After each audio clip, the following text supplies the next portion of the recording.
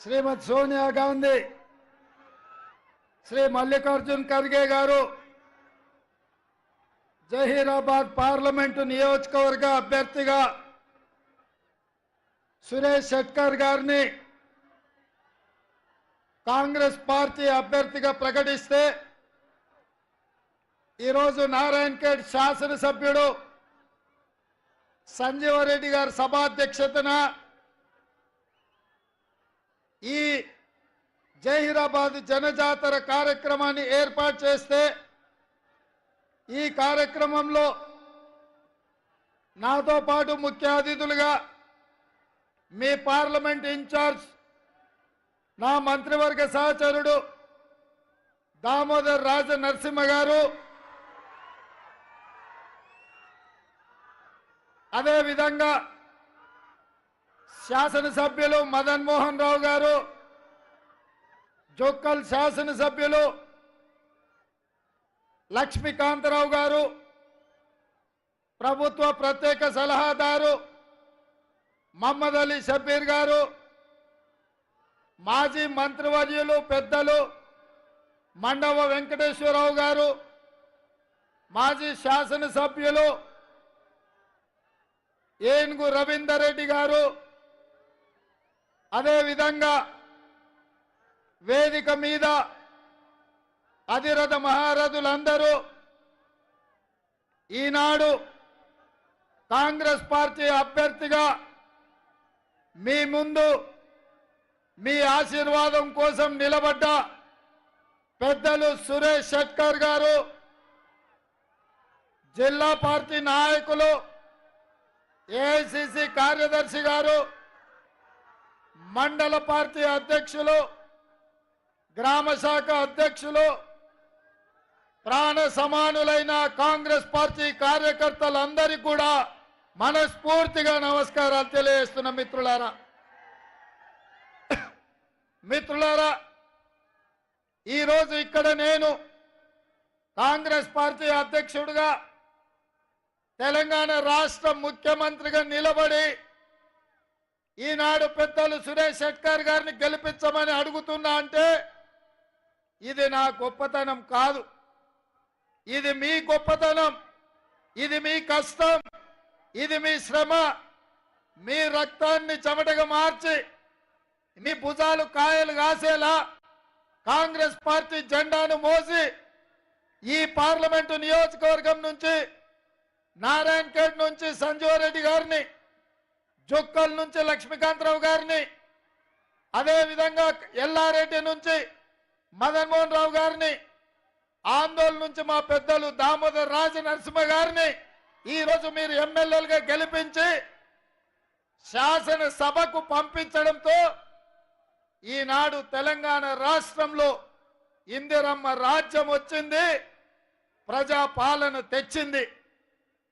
మరి ఇవాళ ఈ ప్రజాపాలనలో ఆనాడు సోనియమ్మ సెప్టెంబర్ 17 నాడు తుక్కుగూడ రాజీవ్ గాంధీ ప్రాంగణంలో తెలంగాణ ప్రజలకు 6 గ్యారెంటీలను ఇచ్చింది.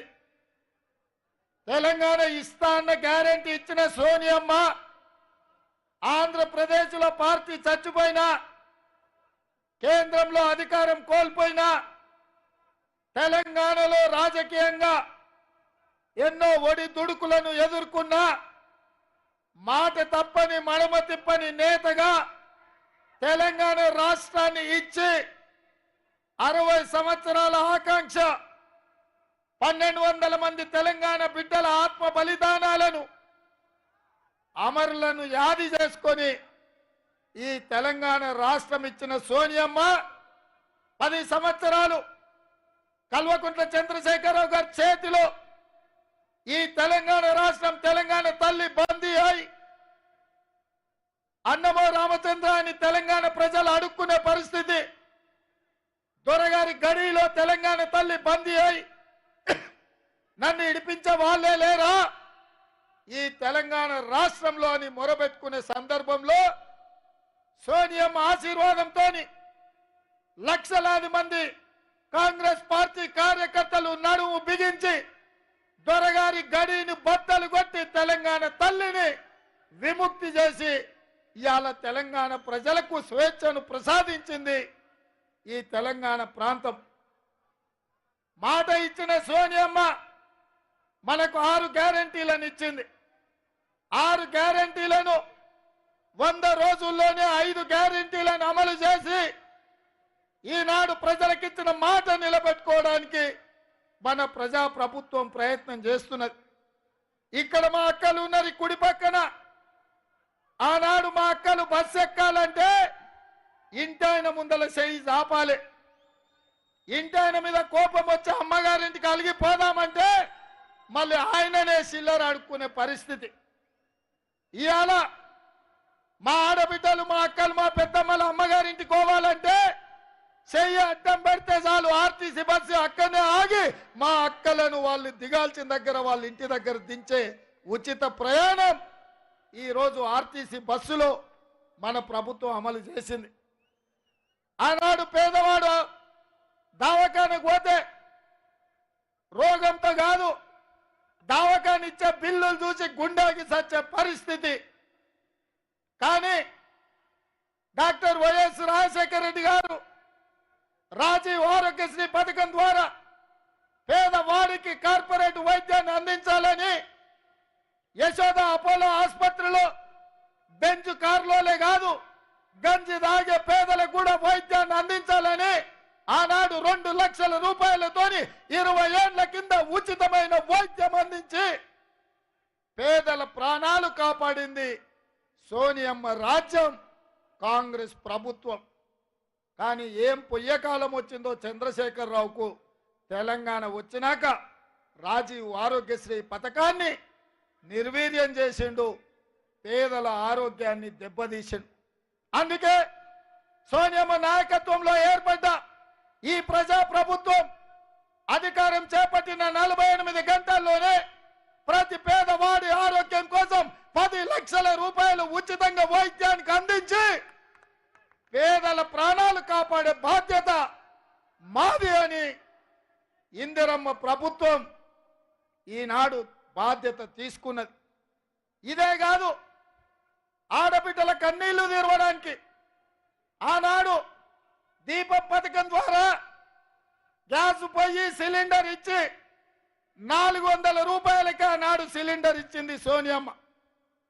కానీ కేంద్రంలో మోడీ, రాష్ట్రంలో కేడీ అధికారంలోకి వచ్చిన 10 ఏళ్లలో 400 ఉన్న సిలిండర్ 1200 చేసి మా ఆడబిడ్డల సొమ్ము దోసుకొని వాళ్ళ ఉసురు కొట్టుకొని ఇవాళ కేసీఆర్ పతనమైండు. సిలిండర్ పొయ్యి పోయి మళ్ళీ కట్టెల పొయ్యి వచ్చే కాలం వచ్చింది. అందుకే మా ఆడబిడ్డల్ని మా అక్కల్ని దృష్టిలో పెట్టుకొని సోనియమ్మ మాకు ఆదేశాలు ఇచ్చింది. రేవంత్ నువ్వు ఆడబిడ్డలకు 500 రూపాయలకే సిలిండర్ ఇవ్వాలి, ఆడబిడ్డల కన్నీళ్లు తూడవాలి అని సోనియమ్మ ఆదేశిస్తే ఇవాళ గ్రామ గ్రామాన తండాలలో గూడాలలో మారుమూల పల్లెల్లో పేదోళ్లకు 500 రూపాయలకే సిలిండర్ ఇచ్చి 40 లక్షల కుటుంబాలను ఇవాళ మన ప్రభుత్వం ఆదుకున్నది.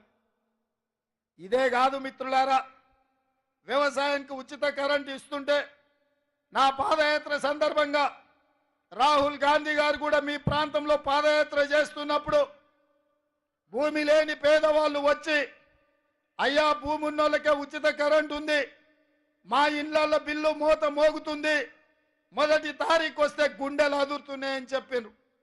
అందుకే రాహుల్ గాంధీ గారు చెప్పిండ్రు ప్రతి పేదవాడి ఇంట్లో వెలుగులు ఉండాలి, పేదవాడికి ఇంటికి ఉచిత కరెంట్ ఇవ్వాలి అని ఆదేశిస్తే 200 యూనిట్లు ప్రతి పేదవాడి ఇంట్లో 0 బిల్లు ఇచ్చి ఈ రోజు మీ కుటుంబాలలో వెలుగులు నింపి మీ కళ్ళల్లో ఆనందం చూసే బాధ్యత మన ప్రభుత్వం తీసుకున్నది.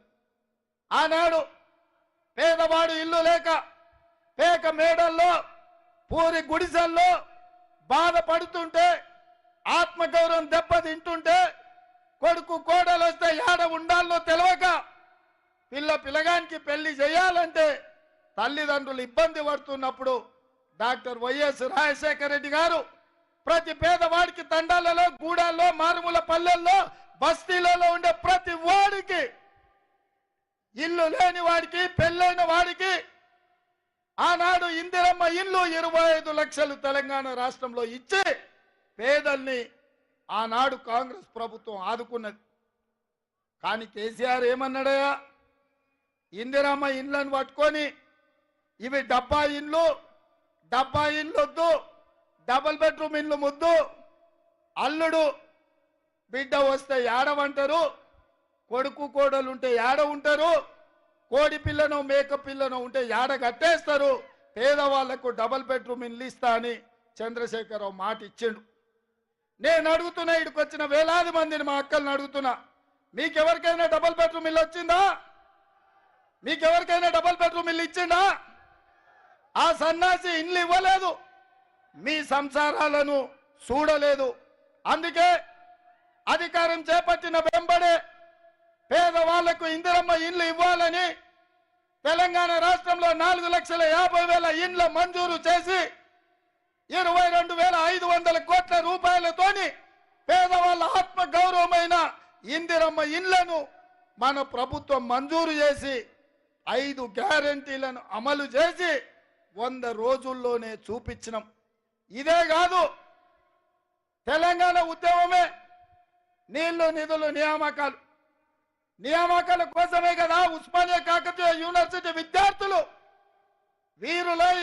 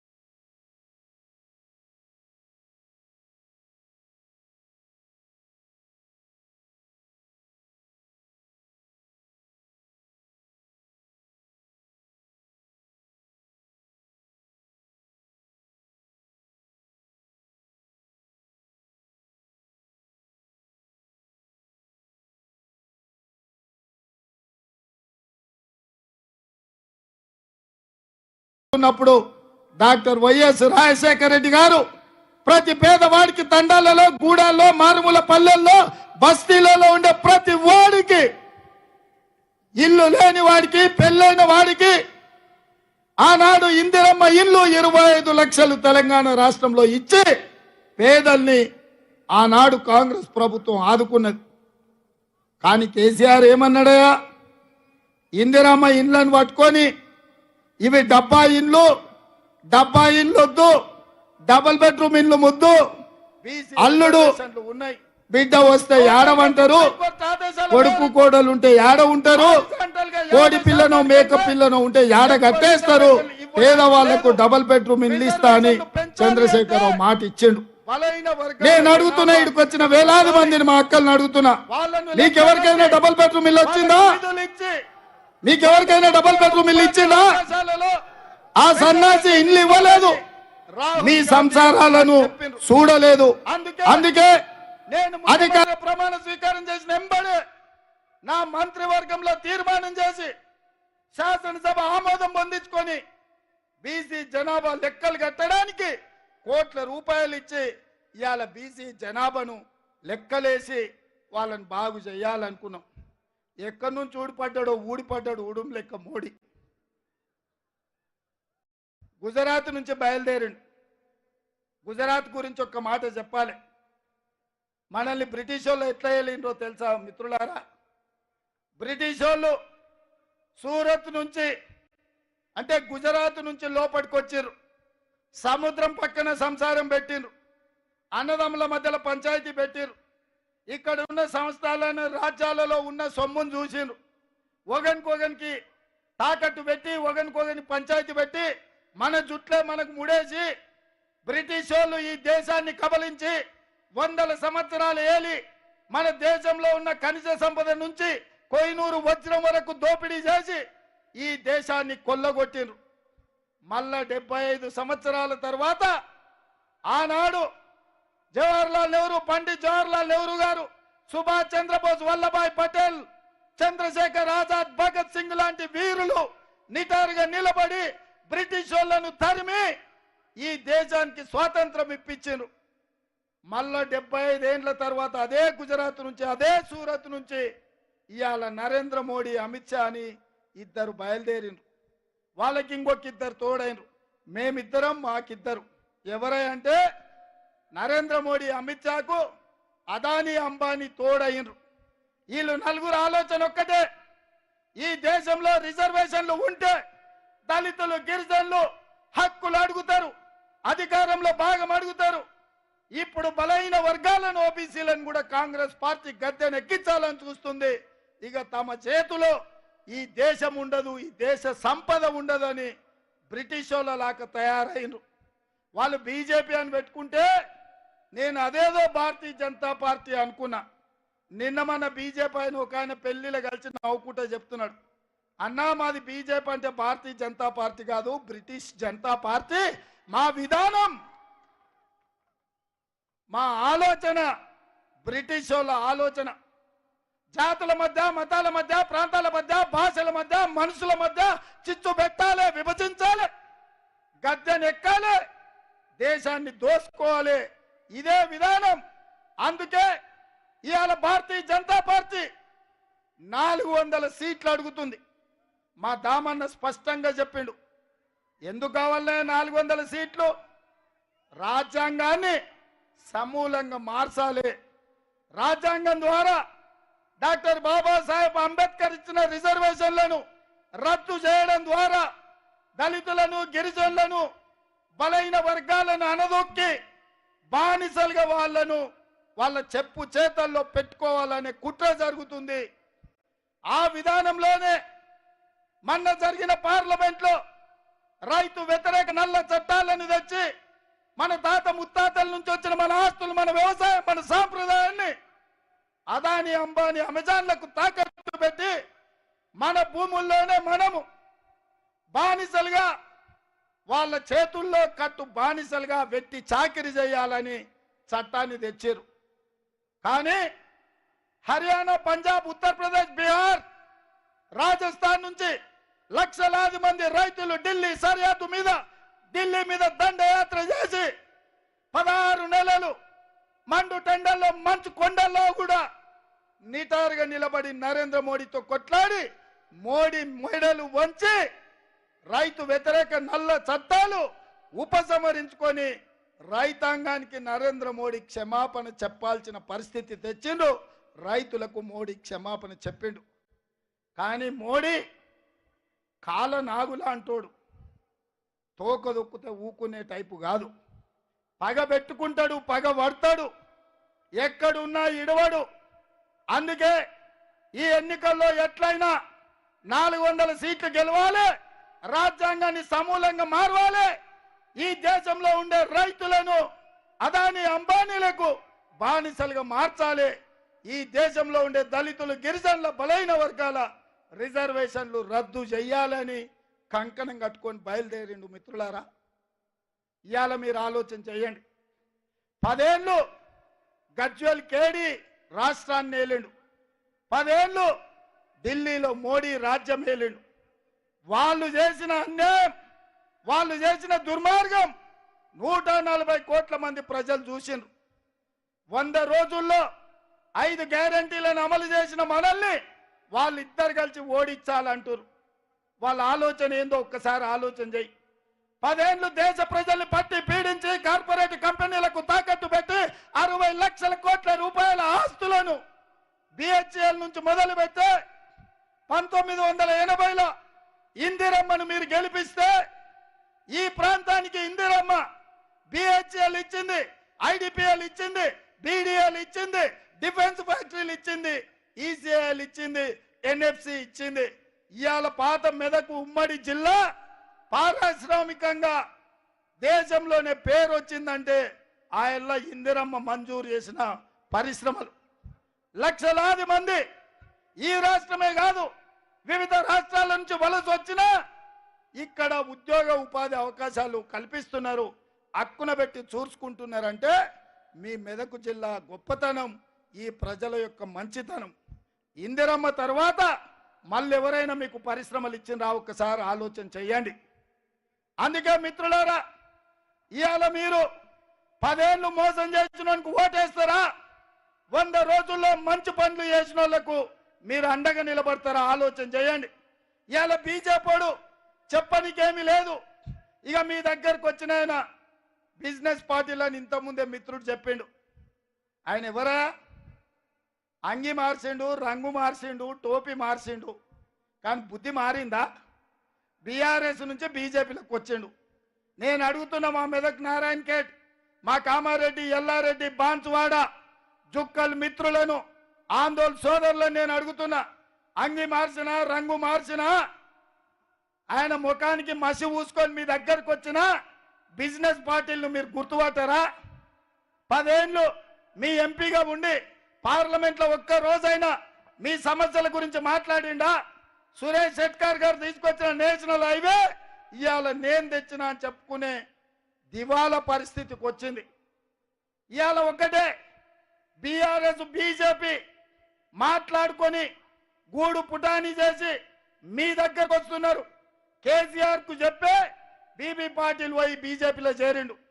ఎందుకంటే బిడ్డ బెయిలుకు రావాలంటే జైరాబాదులో బీజేపీని గెలిపించాలి. ఇదే ఒప్పందం చంద్రశేఖర్ రావుది. మెదక్ పార్లమెంట్ అడిగితే గాలి అనిల్ కుమార్ను తీసుకొచ్చి జైరాబాద్ ఇచ్చిండు. పాపం గాలికి పోయిండు. తెలిసిన వాళ్ళకి చెప్పుకొని ఏడుస్తున్నాడంట. ఆ జైరాబాద్ ఏడుంది, నేను ఏడికి పోవాలి, ఎవడు అడిగేటోళ్ళు లేడు, ఎవడు చెప్పేటోళ్ళు లేడు, ఏం చెప్పాలని పాపం గాలి అనిల్ కుమార్.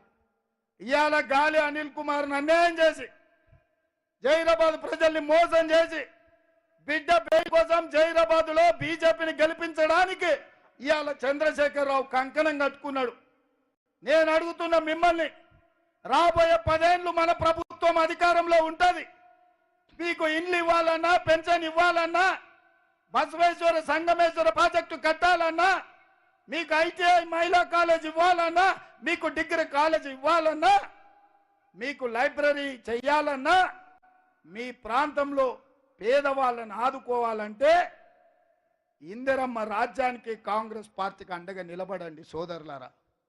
మన ప్రభుత్వం వచ్చి సరిగ్గా 5 నెలలు కూడా కాలే, ఇంకా 4.5 ఏళ్ళు మనమే ఉంటాం. మన ప్రభుత్వంలో పేదలకు మేలు చేయాలి. సురేష్ షెట్కర్ గారు మీకు తెలుసు, ఎవరైనా ఎక్కడైనా శత్రువు కూడా ఒక్క రూపాయి అడిగిందని చెప్పగలడా?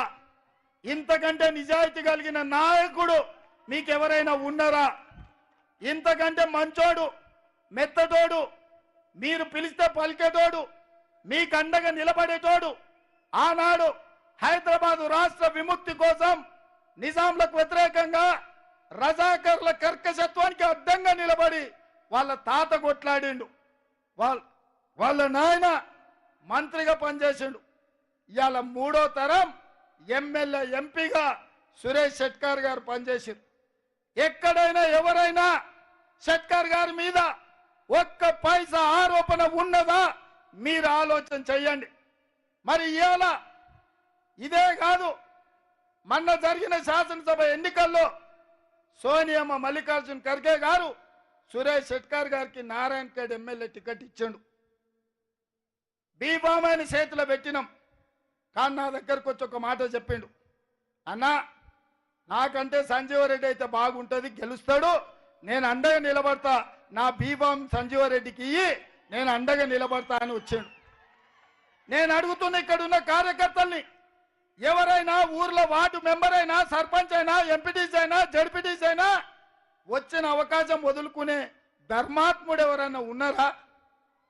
కానీ మన సోదరుడు సురేష్ షెట్కార్ ఎమ్మెల్యే బీబామ్ను మిత్రుడు సంజీవరెడ్డికి ఇచ్చాడు. త్యాగం అంటే ఇది, మిత్రధర్మం అంటే ఇది, పార్టీకి లాయలిటీ అంటే సురేష్ షెట్కార్. పార్టీ రావాలి, నారాయణఖేడ్లో కాంగ్రెస్ గెలవాలి, ప్రభుత్వం ఏర్పాటు చెయ్యాలి అని తనకొచ్చిన ఎమ్మెల్యే టికెట్ కూడా సంజీవరెడ్డి గారికి ఇచ్చారు. మరి ఇప్పుడు చెప్పుండ్రి మిత్రులారా, నిజాయితీకి మారిపోయారు, నీతికి మారిపోయారు. మీ ప్రాంత అభివృద్ధి కోసం కష్టపడేవాడు, వచ్చిన పదవిని మిత్రుల కోసం త్యాగం చేసినోడు ఇవాళ కాంగ్రెస్ పార్టీ సోనియమ్మ మీ జైరాబాద్ ఎంపీగా నిలబెట్టినరు. ఇవాళ మీరు అండగా నిలబడాల్సిన అవసరం ఉందా లేదా ఒక్కసారి ఆలోచన చెయ్యండి. ఇవాళ నేను మిమ్మల్ని అందరిని అడుగుతున్నా, ఈరోజు సురేష్ షెట్కార్ జైరాబాద్లో 1,00,000 మెజార్టీతో గెలవకపోతే ఈ సమాజంలో మంచి చచ్చిపోతుంది, మంచికి విలువ ఉండదు. మంచి బతకాలి, మీ ప్రాంతం అభివృద్ధి జరగాలి అంటే సురేష్ షెట్కార్ని 1,00,000 ఓట్లతో గెలిపించండి. సంజీవరెడ్డి గారు అడిగిందే కాదు, ఈ వేదిక మీద నుంచి 3 అంశాలు చెప్తున్నా. Intermediate state rank, second rank, 4th rank ఎక్కడైతే వచ్చిందో అక్కడ 24x7 లైబ్రరీ కోసం నిరంతరం పిల్లలు చదువుకోవడానికి స్పెషల్ డెవలప్మెంట్ ఫండ్ నుంచి 2 కోట్ల రూపాయలు నిధులు ఈ వేదిక మీద నుంచి మంజూరు చేస్తున్నా.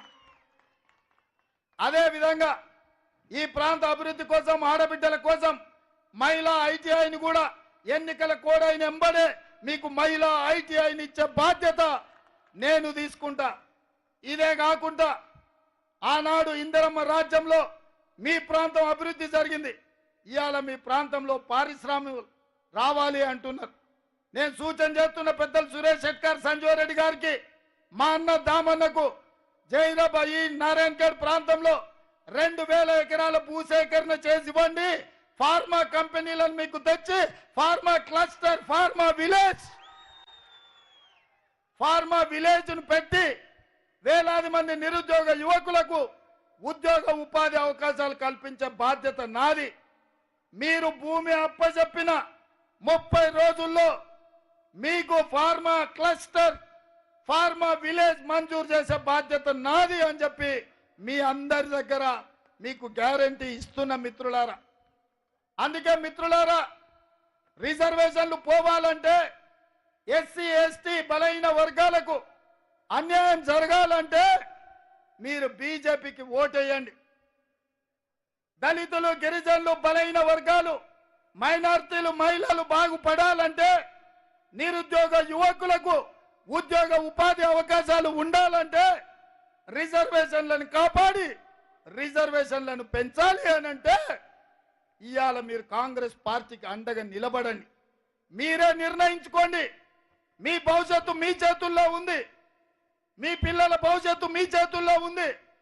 బీజేపీకి ఓటేస్తే ఆ ఓటు సరాసరి ఎస్సీ ఎస్టీ బీసీ రిజర్వేషన్లని రద్దు చేస్తుంది. బీబీ పాటిల్ గెలిచిండంటే సురేష్ షెట్కార్ నేషనల్ హైవే తెచ్చిండు, బీబీ పాటిల్ కాంట్రాక్ట్ చేసుకున్నాడు. అందుకే ఆయన నేను తెచ్చిన అంటుండు. ఆయన తేలే, ఈయన తెచ్చిన కాంట్రాక్ట్ పనులు చేసుకొని పైసలు సంపాదించుకోండు. రేపు మళ్ళీ మనం ఏమన్నా ఇచ్చినా కాంట్రాక్టర్గా మారి సొమ్ము చేసుకుంటారు తప్ప మీ ప్రాంతాన్ని అభివృద్ధి పదం వైపు నడిపించే శక్తి పార్టీలకు లేదు. అందుకే మిత్రులారా, మీ అందరూ ఇంత ఆలస్యమైన సురేష్ షెట్కర్ని గెలిపించడానికి ఇక్కడ వేలాదిగా ఉండి కాంగ్రెస్ పార్టీకి అండగా నిలబడ్డందుకు మీకందరికీ మనస్ఫూర్తిగా ధన్యవాదాలు తెలియజేస్తూ, మీరందరూ 1,00,000 మెజార్టీతో గెలిపించడానికి సిద్ధమేనా? సిద్ధమేనా? సిద్ధమేనా? సిద్ధమేనా? సిద్ధమేనా? సిద్ధమేనా? మా వేదిక మీద ఉన్న వాళ్ళని కూడా అడుగుతున్నా, సిద్ధమేనా? సిద్ధం అన్నోళ్ళందరూ చేయి పైకెత్తురి. మా అక్కలు కూడా ఎత్తాలి. జై కాంగ్రెస్, జై జై కాంగ్రెస్.